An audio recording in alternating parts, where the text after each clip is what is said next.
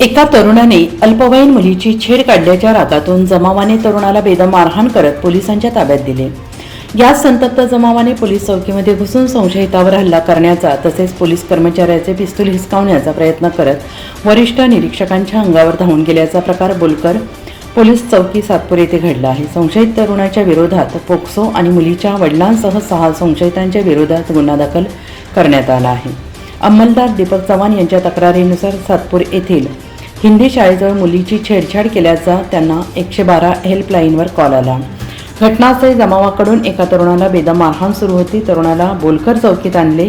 मुलीचे वडील आणि त्यांच्या 6 साथीदारांनी पोलीस चौकीत आरडाओरडा, आमच्या ताब्यात द्या, त्याला मारून टाकतो, पोलीस काय करणार असं बोलून तरुणाला पोलिसांच्या समोरच मारहाण केली।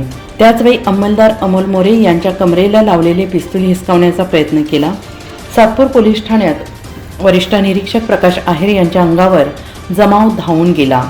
संशयित मयूर पंडित याने मुलीला आती है क्या गाडी पे छोड़ देता हूं असं बोलून विनयभंग केला। तो तिचा पाठलाग करत असे, सतत तिला त्रास देत असल्याचं नातेवाईकांनी सांगितलं।